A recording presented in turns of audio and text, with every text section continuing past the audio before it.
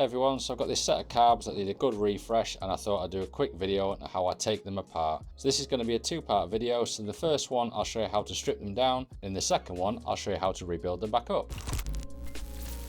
So as you can see, they're in pretty dirty condition, pretty typical coming straight off the bike. I'm not sure if these have been rebuilt before. I'm definitely going to take them apart, refresh all the seals that are in there. I'll show you what's inside and all the parts that make up the carbs. Right, so let's get on with it. So I should probably say these carbs have come off a race bike, so you'll probably notice that the missing the heaters across the bottom, which are pipes that usually go here. You could pretty much start anywhere taking them apart, but I'm going to take the choke mechanism across the top off first to get that out of the way. So just take your time with it, because obviously you want to remember where all the parts go. Definitely don't want to lose them. It's probably a good idea to take some photographs before you start, especially of the little intricate bits, so you can see how they went back together when you have to rebuild them. These can be a bit sticky sometimes, so I use a combination of these small little screwdrivers so you're not putting loads of pressure on and slipping and chewing the head on them. And sometimes use the impact driver to get the really stuck bolts, such as these ones, out of the actual carb. This bit here is just because I don't run a choke cable, so that is just to manually pull the choke on when we need it at the track, but that'll get chopped off. So you can see there's some tiny little washers there and there's a spring, so don't go losing these, and there's also a little washer there as well. Right, so next bit I'll probably start with taking these tops off here, unscrewing these and taking the spring out. So when you lift this off, there is a spring underneath, so hold the top down as you're unscrewing it. You'll see in a second when I take these out, the spring immediately pops out with it. See what I mean? So that spring just sits and locates inside there, and you've got the diaphragm that goes in as well. So just be careful with that, because it is quite a long, flimsy spring. You definitely don't want to bend it out of shape. Then you've got your diaphragm that sits in here. Take it out gently. You don't want to rip it, because these are a real pain to get hold of. I don't think they make them anymore, so you definitely want to be trying to reuse the same one you've got. And there it is with the needle at the bottom as well. So you can take these out by you put a screw in there. I'll show you how to do that later on. So as you can see in here, they're pretty dirty inside. Look, they're definitely in need of good cleaning, like I said before. I'll probably get these ones vapor blasted if I'm honest, because they're a bit dirtier than I'd like them to be. I mean, I'm going to put them in an ultrasonic and they will clean up pretty well. And to be fair, that's all you really need, because the rest is pretty much cosmetic. Unless it's absolutely filthy in here, a good clean with some carb cleaner and ultrasonic would do the job. Here's another set I did recently, and as you can see, these have been an ultrasonic cleaner. They're not perfect, but they've come out pretty good. Nice and clean through there, which is the important bit, and nice and clean through the back as well. They come out pretty well once they've been done. Okay, back to these. So that's that side on. Obviously this side is exactly the same, so I'll not show it again twice. Okay, next up I think I'll take these bits off, and it's just 4 bolts across there, and that whole thing lifts out. I'll be replacing all these original bolts with some Allen key bolts, just to make them look nicer. And these ones are all pretty much chewed and rusty. So this just lifts off. Just a little bit stiff. Right, so I just stuck a screwdriver in there real gently just to lift them up. And there you can see why. So that obviously shouldn't look like that. There's the seal that sits behind it, and you can see that's definitely in need of replacing, and all of that lot is definitely going to need a good clean out. So what you've got is that seal there, which is one of the ones that I would replace. Some people do reuse them because these ones don't tend to go out of shape that bad. Then you've got this thing, and then you've just got the front cap. So again, this side is exactly the same. Unscrew all the bolts, take the front case off. So that's both sides off, and again, just needs a really good clean. So when it comes to the seals, I buy an aftermarket kit by Tormax, which is Japanese made, so they're really good quality. You can obviously buy Honda ones, but you'll pay an absolute fortune for them. What you tend to find with the cheap versions is that when you fit them, they go on okay, but as soon as any fuel or anything touches the actual seal, they go straight out of shape, and you'll never get them to sit back in the way that they should be into those gaps. So it's definitely worth buying good quality ones. So this is part of the choke mechanism at the top, and I don't actually need this on the race bike, so I'm going to take that out. And then what you can do is replace this gap here with a washer. So it takes this out completely, and you just put a washer in there, and obviously that just cleans up some of the space on the carbs. If you're obviously on a road bike, you'll need that on. Right, so next up is to take this choke plunger piece here, look. So you can see that moves across where the choke bar moves, and it pulls it out and obviously moves back in. That's just a little plastic nut and a washer, so be gentle with this. It's just a 10mm spanner, and just literally unscrew it and it just winds out. Nice and easy. So when you're pulling things out on the carbs, be ready for how it comes out, because a lot of them have got springs and sometimes tiny little washers that are really easy to lose, and they pop out and you don't even realize they've come out and where they've come from. So that's just obviously the washer piece on top with the nut on it and the hole. Then there's the spring, and then there's like the choke plunger bit, which you can see just looks like that. Sometimes these get a bit scratched on here and they don't like to go in and out, so you can give them a bit of a clean up. I'll show you how to do that later on. But yeah, be really gentle with these bits because you want to be reusing these where possible. So we've got another one here, exactly the same. Just gently crack the nut and then wind it out. There you go. That one felt a bit scratchy as I tried to remove it, so probably needs a really good clean, and inside there as well. So keep them bits together. Right, next then I'll probably remove the bottoms. I do this bit last because there's little tubes that stick up and you'll see them when I take them off. And they can be a little bit fragile, so you don't want to damage them.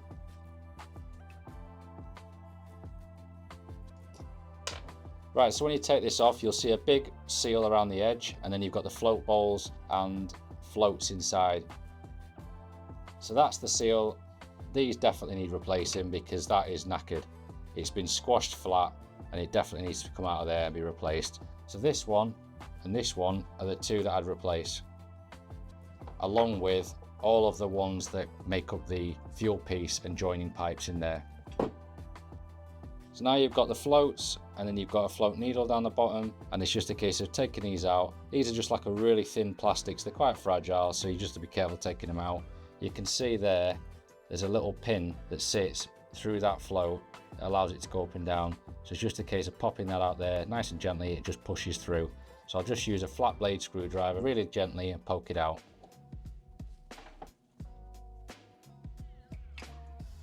There you go, that's the pin.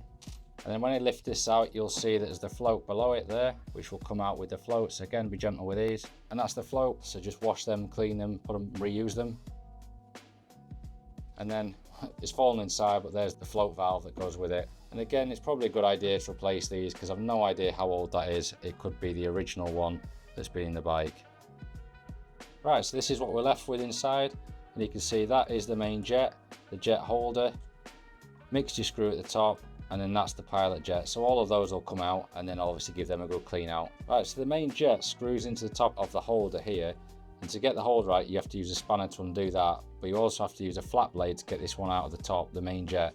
So obviously I've just used a screwdriver that is exactly the width of there to be able to get it out, because I don't want to be chewing the head when I try to take that main jet out. So it literally just unscrews out, nice and easy.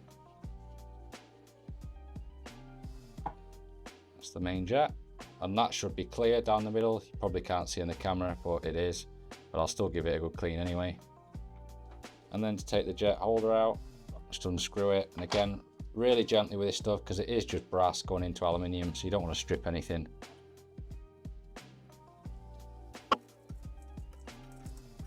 That's that bit. As you can see, there's some crap on there that probably needs a good clean out. All these holes need a good blast, and I'll put that in the ultrasonic cleaner. Put a bit of carb cleaner in there as well, make sure they're super clean. So next one, I'll take the pilot out, which is this one. Same thing, right size screwdriver, and just gently unscrew it. They shouldn't be super tight, but sometimes they get a bit corroded. And that's how that one looks. Hopefully again you can see it. So you can see there's tiny little holes at the top there. Again, I'm not sure whether the camera's going to pick it up. They obviously need blasting out. A lot of the time these can get clogged up really easily. If that happens, the carbs aren't going to work. So I'll blast an airline down those directly from the top, blast it right through, and obviously give it a good clean out with some carb cleaner. And then last, the mixture screw. So on my other set of carbs I showed earlier on, this was actually snapped inside at the bottom. You'll see when I take it out, there's a really small needle at the very bottom, and somebody had wound that down far too much and snapped it in there, and it was almost impossible to get it out. But I have done a video of how I did that, so you can see that on screen now, and check out that video if you ever have a problem very similar to that. So for this, it should literally just be a case of, again, unwinding this out nice and gently. Try and show you, hopefully. Yep, it's all on there. Again, I'm not sure how well this is going to pick up on the camera, but you've got the mixture screw, there's a tiny little spring there, and probably can't see it at all, but there's a really tiny washer where my fingertip is, and there's an even smaller O-ring that's on the end of it. And there you can see the needle part. So that needle part was what was snapped. I don't know how well you can see, but there's the smallest tiny hole down there, and it was snapped, and that was an absolute nightmare to get it out. So that's the mixture screw. And again, you'll want to reuse that. Keep those on there, and obviously clean the mixture screw, and then we'll reuse that when we rebuild it. Okay, so that's it on that side. Pretty simple. This side, exactly the same. You probably need to take the idle screw out first to be able to get to it, but that literally is just a case of unwinding it. Another spring on there, there's flipping springs everywhere on these things, so again, keep an eye on them. You want to make sure you keep the right spring for the right part. So it literally is just a spring with a bit of a crusty washer that's on there, but I'll probably reuse that if I can clean it. And that's that bit, so keep them together. Yep, exactly the same.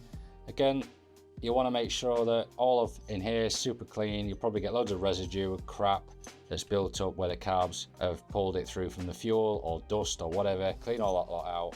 There is a tiny little screw there as well. This is what's used to obviously drain the carb bowl. And again, there is a washer, or an O-ring should I say, behind that, so you can unscrew that, but there is an O-ring. To do that, exactly the same thing, just gently unscrew it. They can be a bit stiff sometimes. And you can see there is a washer there. I'm not sure again how well that'll pick up on camera. With the seals, they'll just need pulling out like that, because that is crusty though, so there's definitely no reusing that. That's rock hard and it's full of just dirt and grime, so obviously that's just for the bin. And then again, same with this, clean all that out, make sure that's super clean. I just use a bit of a wire brush, but a gentle one, like a brass one, to clean it out, and obviously drop it in the ultrasonic. Right, so that's pretty much it. We're now ready to separate the carbs, undoing the nuts and bolts on the side, and there is just a big metal rod that runs all the way through in a few places. There is actually only two. I've just done the nut off camera just to make it easier to try and show you, and then pull that spacer out. This one, and then the other one. That's it. So there's two O-rings on each side, one there, one there, one there, one there. And obviously they're going to need replacing when you take them apart. Some people do reuse them, but I wouldn't, because if you're going this far to split carbs, then you may as well just replace them while you're at it and have done.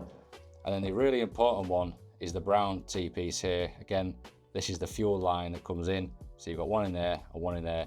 That's the crucial one that you want to make sure is in good condition. You can buy genuine Honda, again, really expensive. I'll put a link on the rebuild video for where I got these from. Somebody on one of the CB groups I'm on kindly measured them all out, picked the nearest ones they could, and they seem to fit quite well. So I ordered a bunch of those, and I'll put links to the ones that I got. You'll also notice that there's the big spring here, another spring, and then this is the bit that controls the butterfly in between. That obviously turns, and when you turn your throttle, obviously does that. I'm not going to try and explain how carbs work because I'm not that intelligent. I'll leave that to somebody who knows how to do that better than me. But the point is, keep an eye on these springs. There's a really small one in there in the middle that drops out. There's a really small one under here. Don't know how well you can see it where the screwdriver's pointing to. And that is on this pulley piece. So that will drop out once you undo it. And obviously when you rebuild them, you've got to make sure they go in at the correct places. So then it's just a case of gently wiggling them. I'm going to make this look harder than it is on camera trying to do it. Yeah, definitely make it look hard work. Right, so they were well and truly stuck, so I gave them a tiny bit of a tap with a hammer just on the insides of there, just to gently loosen them up. You'll probably notice that little spring that I said was in there has already dropped out. And then yeah, you just pull them apart and you can see that's pretty much what you're left with. There's the brown T-piece which carries the fuel. I don't know how well you can see it, but there is a rubber O-ring on the end. That's the one, like I said, usually is the one that leaks. If you ever have any problems with carbs, it's usually that one that goes. So just gently pop that out. Again, these are quite fragile. With them being old, it's dead easy to snap the top of here off, so just be gentle with that. That's just a spacer, pull it out. And that's that side, stripped down as far as it goes, ready to be ultrasonic cleaned or vapor blasted. This doesn't come off. So on this side, you've got that tiny little spring there, which I said, so you can just pop that out. Don't lose that, because that needs to go back in. That to one side. There's a screw there with a spring on it. Again, once I take this spacer out here, you can unscrew that. Again, just clean it or whatever. Screw it back in. That stays on there though otherwise. And you've got this, which is one of the vents that just pops out. Again, there's a rubber O-ring there. I'm not sure why the camera's picking it up, but again, that is crusty. That is going to need replacing as well. Can't actually see it there. So pop that out. Again, just wiggle it. There it is. And then the last one as well, same thing. Gently wiggle it, pop it out. Again, rubber O-rings either side. Replace those. That's your cable for your throttle, which obviously goes into it. Otherwise, unscrew them and that comes out nice and easy. just unscrew them. I say that, it's going to be real tight, I'll do that in a minute. But yeah, take them off, that comes off. That can come out, and that's literally it. You've got your butterfly stays in. You can actually take them out, but I really wouldn't bother, because if you strip one of them, you're stuck. And there is like a bit of some sort of O-ring behind there. I don't know if you can even replace them, so I literally would leave butterflies in as they are. To get the needle out of here, you need to put an M4 screw into there. So there's a tiny little hole there that you just thread an M4 screw into it and thread that all the way in. So then get some pliers, and then inside there, this bit slots into this housing. So you just got to wiggle it back and forth until it comes out. They can be a bit of a pain because they've been in there, again, for quite some time. So just gently wiggle it back and forward. You don't want to break it. There you go. You can see that piece has got little notches on it which slot, and while the camera's picking it up, you can see the shape there, the shape of that, and it slots in. As you push it right down, it wedges in place. So again, I think there's a O-ring on there as well. I'll reuse that and unscrew that. And then you can probably see right at the very bottom, the top of the needle, and that just pulls out like that. And there is a washer down the bottom there as well, so don't lose that. There you go. And that just sits on there like that. So you want to be careful with these. You don't want to scratch this. These need to be in decent condition because they move up and down with the slides when this goes up and down the carb. Keep them somewhere safe. So as you can see, I made a right mess on my bench, but that's literally it for stripping them down. So the bits that I would now go and ultrasonic clean and blaster would be these. Obviously the bottoms, you know, give these a clean up as well. In fact, I clean everything, but that would go in the ultrasonic. With stuff like this, it'd just be a case of, I mean, you can go to town on it and get it plated or something. For me on the race bike, it really isn't worth it. I'll just probably wire brush that or get it on a wire wheel and clean it up as best I can. So in the next video, I'll show you how they turned out, and I'll show you how to rebuild the carbs. If you've got any questions or comments, I'll try and answer them. Drop me a message. Thanks for watching.